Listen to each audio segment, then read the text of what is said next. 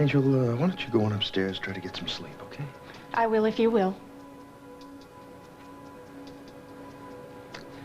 So I think I'm just going to take a little walk. No, you're not, Caleb. You're not going anywhere. Angel, I'm just going to go get some air. No, you're not. You're going to the Lakeview to see Daddy. I saw your face when Dr. Dixon said he'd seen him in the lobby tonight. Angel, you're making too big of a deal out of this. Am I? Then tell me why you're carrying a gun. Because after that guy attacked you in the hayloft, I'm not taking any chances. You're a poor liar, Caleb. All right. Okay, I'm going to see Henry, and I'm going to tell him to his face what a pig he is. Caleb, you can't. Please. If you do, something awful will happen. I know it will. Caleb, don't. I beg you. I beg you. Angel. All right. Look, here. I'll take the gun, and I'm going to put it right here, okay?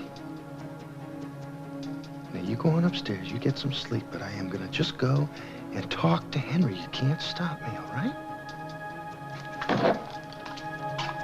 Caleb, I warn you. If you walk out that door, I will turn this gun on myself and pull the trigger. I swear to God I will.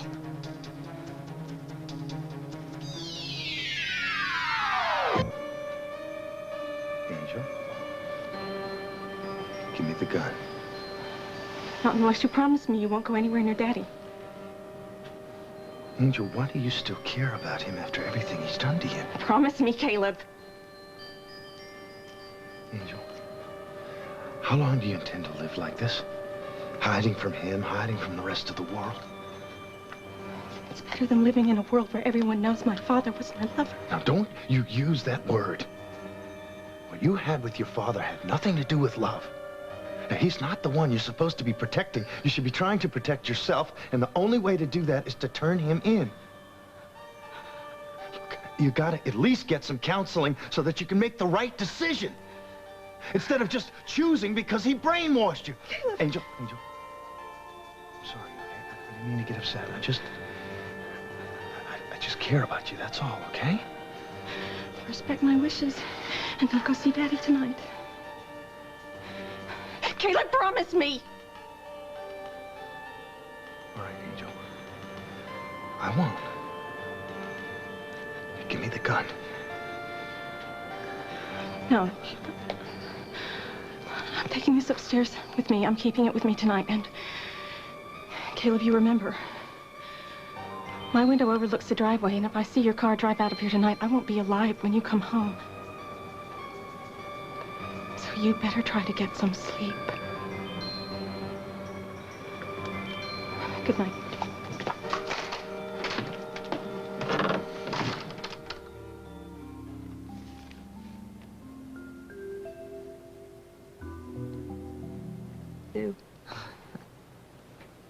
Yeah. It was fun. What? Oh, well, we got home and we got into a long discussion. You know, Franny, one of the things I love most about your father is his real compassion for people. I mean, to deliberately hurt somebody goes against his grain. But it's that same loyalty and sensitivity towards Susan that's keeping us from getting back what we had. Well, I just put the water on. Who wants some tea? Not me. I gotta get going. But I was gonna call Emily. Oh, yeah. That's right. We'll keep till tomorrow. But it... Wait, okay? I'll be right back. I guess you're wondering what I'm doing here. Yeah. Thought did cross my mind, actually.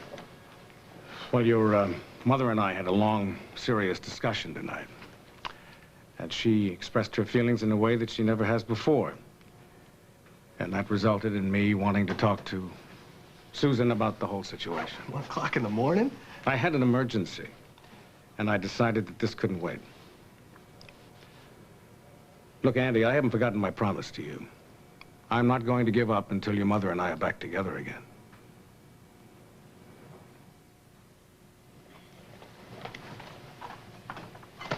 Well, I'm out of here. It's kind of late. Oh, you don't want any tea? No, thank you very much. We're driving up the mountains tomorrow. I gotta get up early. So. If I don't see you, have a good trip. Okay, thanks.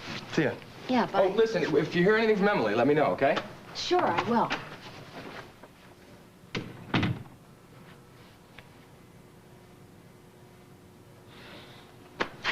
What do you want in your tea? I don't care for any tea. Thank you. Our timing leaves a lot to be desired, as usual, huh? No, it's just my timing tonight. Susan, I had to see you. It was very awkward at the Mona Lisa for all of us. Well, it wasn't your fault. Oh, yes, it is. I seem to be the one who's insisted that this situation would get easier in time. Obviously, that hasn't happened.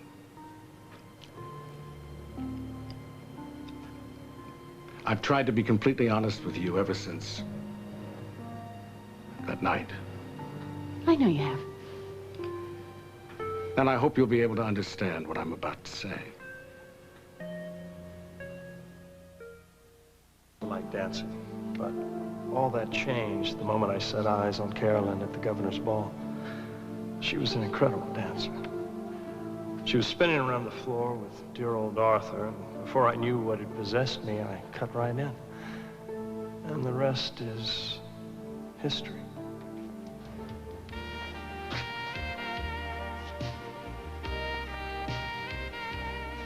You're so at ease on the dance floor. One might even suspect you've been taking dance lessons. You don't miss a trick, do you? Truth be known, I've had a few, but I look like the kind of girl that loves to dance. You know, I'm sure everybody's watching us out here and going, ooh, there's Carolyn DeWitt. She's so beautiful and lovely on the dance floor. And there's that galloping elephant with her. Elephants don't gallop. I'm sure they're saying, who is that handsome, debonair elephant who's dancing? I don't care what they say. I'm not going to get up in front of all those people and dance with you at our wedding. Our wedding? Oh, you haven't seen my Fred Astaire move? Why, you're not rusty at all. You're an absolutely fabulous dancer. That's only because I have such a beautiful, wonderful partner. Well, thank you very much, sir. Actually, if the truth be known about it, rock and roll is really more my style. What do you say we hit the cellar later on and do a little boogieing? Oh, please. You know, I think I'd feel ancient down there. I learned to dance listening to the Rolling Stones. You're kidding. So did I.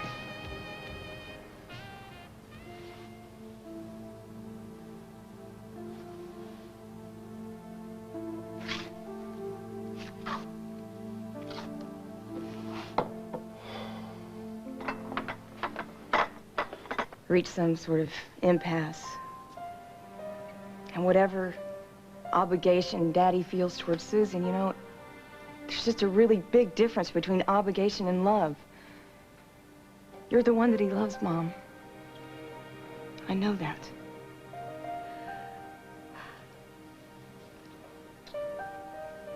Good night. It's not going to be easy to try to avoid each other at the hospital. But it's what we have to do. When I suggested this myself a few weeks ago, you were adamant that it was not the way to handle the situation. I just want to know what changed your mind. It was Kim, wasn't it? Yes. But Susan, this is my decision. Sure. Well, whatever you think is best. You know I care about you, and that's not something you just forget about. And I am very attracted to you. And understandably, Kim feels that is a threat.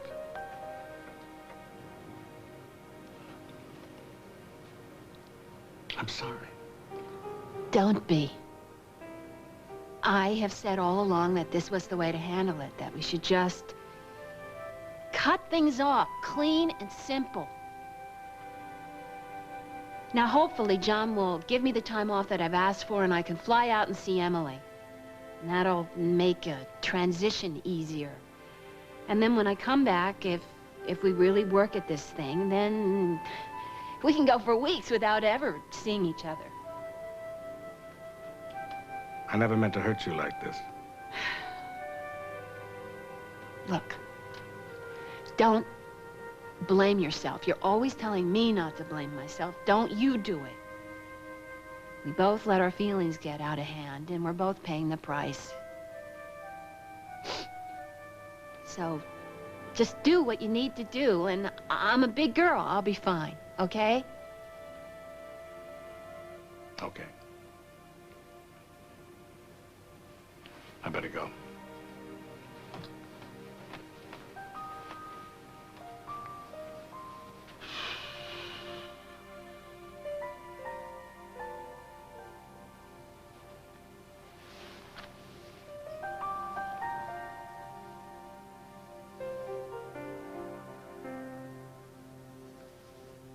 His car is still there. Angel. Oh, good morning, Lily. I was just wondering if it had snowed during the night. It didn't. I heard you talking to the wee hours of the morning. Yes, I sat up with Caleb for a while after Iva went to bed last night. He was upset. Well, Andy Dixon had phoned to say that Julie had called Mrs. Mitchell. Did Julie say where she was? No. And she's still refusing even to talk to Caleb, so... He's been so supportive of me the last few days, I thought it was the least I could do to try to return the favor. I'm sure he liked that. But I hope you got some sleep yourself. I know you've been tossing and turning the past couple nights. Lily, What? This is difficult to say. I mean, to put it right. I know that you're genuinely concerned about me. Yes, I am. And so is everybody else. I know, and I'm grateful. It's just that, in a way, it makes me feel even more guilty. I know that you and Holden have been waiting so long to be together, and I'm keeping you apart. Angel, that is a choice that we wanted to make. Because we care about you, and we are going to see you through this. I just wish there were something I could give you in return. Well, there is something. You can try to see that everything that has happened to you is not your fault. And that you have just as much right to happiness as Holden or I or anybody else. And I think that the big step in that direction would be to go see a therapist.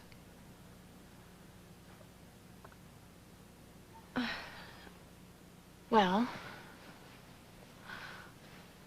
I gotta go to work.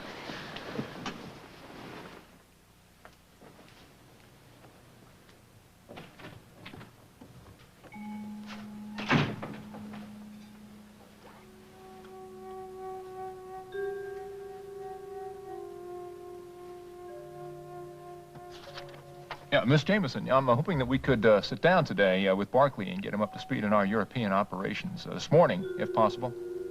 Well, no, actually, I prefer it if we could do it here in my suite. Of course, just give the operator your name when you call. I'm having my call screened so that I can get some paperwork done here. All right. Connor, I'd appreciate it if Holden didn't know about this meeting. I'll explain when you get here. Very good. I'll see you then.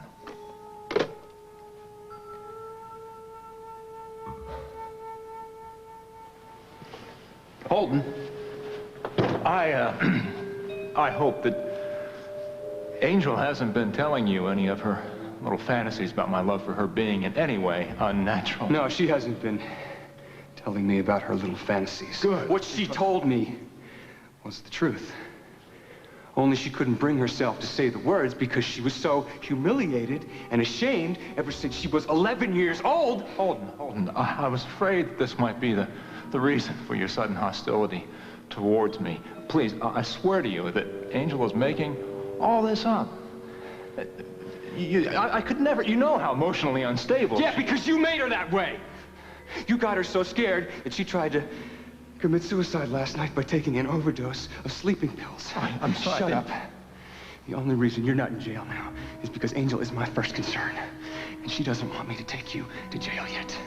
But when she is good and ready, both her and I are going to take you, and we are going to see that you get the punishment that you deserve. Oh, you're wrong, Holden. Once I get Barkley out of the country, so we can't influence Angel anymore, well, she's going to see the light.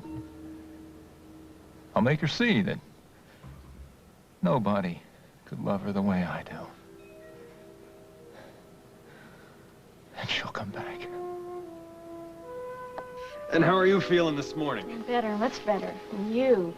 You're looking so strong and clear-eyed. Well, it's amazing what going to bed sober will do for a fella. Where is everybody? Well, your mama's out in the barn, and everyone else is still getting dressed. I was about to make a big breakfast. Can you two stay? You bet. But first, I want to go see if Mama needs any help out in the barn. Well, don't get your suit dirty.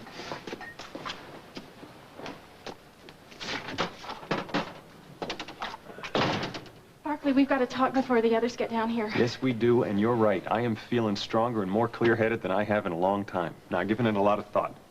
I'm going to go see Dad, and I'm going to tell him I'm not going to England or any other place he wants to send me. I'm going to stay right here, and I'm going to start therapy, and I certainly hope that you'll... Barkley, you can't. If you don't do as Daddy says, he'll send you to prison. No, I think that Holden's been right from the start. If I threaten to expose the truth and convince him that I'm... You can't let the truth come out. Angel, trust me, it's never going to get that far. I'm positive Dad's going to back down, especially once I tell him that I know about the baby. Barkley, you shouldn't try to take revenge. I'm not doing this for revenge, Angel. I'm doing it for you. Right, then you listen to me. You were right about Caleb. The minute he found out that Daddy was at the Lakeview last night, he was all set to go to town and confront him, and he had a gun, Barkley. It was all I could do to keep him here. So if you want to help me, you go see Daddy and warn him to get out of town before Caleb finds him. Good morning, Caleb. Morning. Barkley, you sleep comfortable at Kelly's. Like a baby. Oh, here, let me do that. I'm going to fix a nice big breakfast. Are you going to stay? Is Holden coming? Yes. Forget it. Caleb, I'm awfully glad you didn't go to see Daddy last night. Well, you asked me not to. Well, now that you've had time to think about it, don't you see that it would really be pointless to... Morning, Caleb. I'll be in the barn. Some coffee. Good morning, Barkley. Hi. Ivan wants coffee. Oh, well, let me take it up to her. I need to talk to her anyway, and then I promise I'm going to come right back down and fix a nice big breakfast for everyone. Well, I guess she's feeling better this morning. Sure looks that way. I think Barkley's feeling a lot better today, too.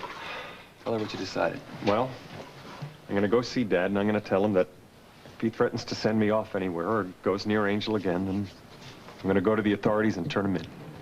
Good for you. Let's just hope that Henry believes it this time. But even if he does, it's still not going to solve our major problem, which is convincing Angel to start seeing Dr. Michaels. I know, but I hope that once she sees that I'm in therapy and that it's helping me, that she'll be less afraid. But I'm afraid it could be weeks or even months before she gets up the courage to go herself. Well, yes, of course I still want my call screened. The only people I want you to put through are my son, Barkley, and a Miss Connor Jameson. No one else. Thank you. I've read everything I can get my hands on about this sickness of yours, but I still can't understand why you've done this to Angel. Why, Dad? Why?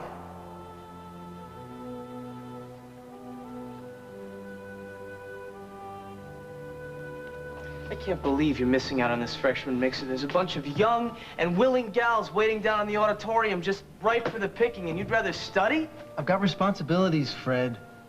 I've got to be ready to take over the family business. I don't have time to waste on dances. All work and no play, Lang. My mother sacrificed a great deal for me to come to this school. As I'm sure she reminds you when she telephones you every single day. All the same, I'm not about to disappoint her.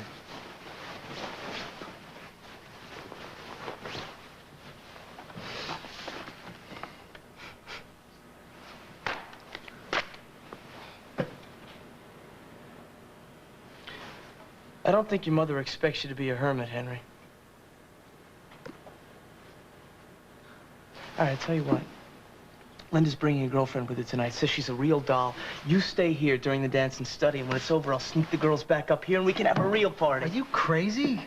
If we're caught, we'll be expelled. You know what they say, you're only young once. All right, suit yourself, but I'm gonna go have myself some fun.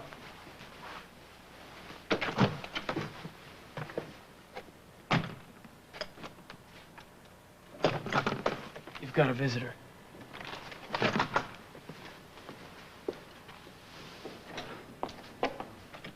Mother, what are you doing here? It's Parents' Weekend, darling. I know, but we agreed you weren't going to come down because I have such a heavy class load this term. I just got to missing you so desperately.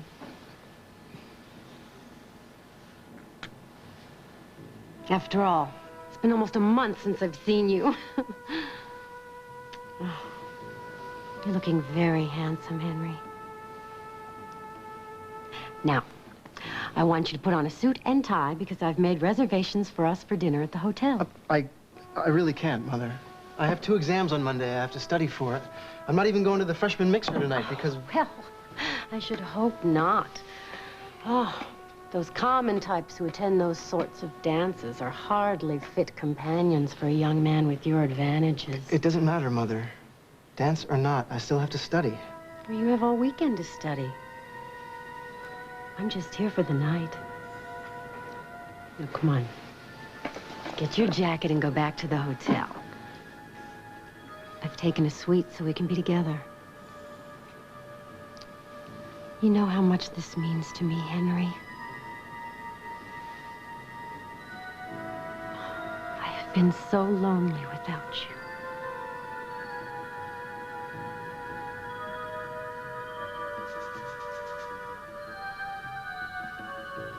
My dear, sweet Henry, remember, no one's ever going to love you more than I do. You're my own flesh and blood.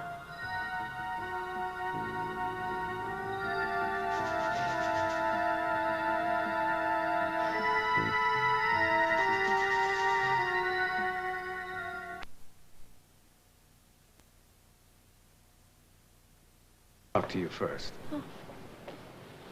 I saw Susan last night. Did Andy tell you he was there when I arrived? No, he didn't say anything. Well, anyway, after the discussion that you and I had, I went and told Susan that I thought it would be best if we avoided each other as much as possible in the future.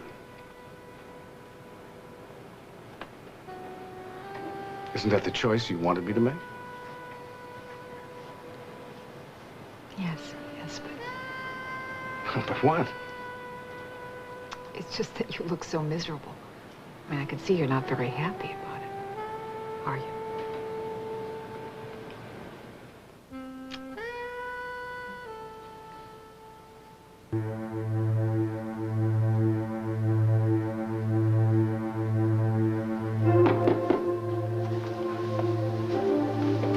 All right, what's so all fired urgent? It couldn't wait till later. I told you Connor couldn't brief us on the London operation until later. I'm not going to London or anywhere else, Dad. I'm staying right here.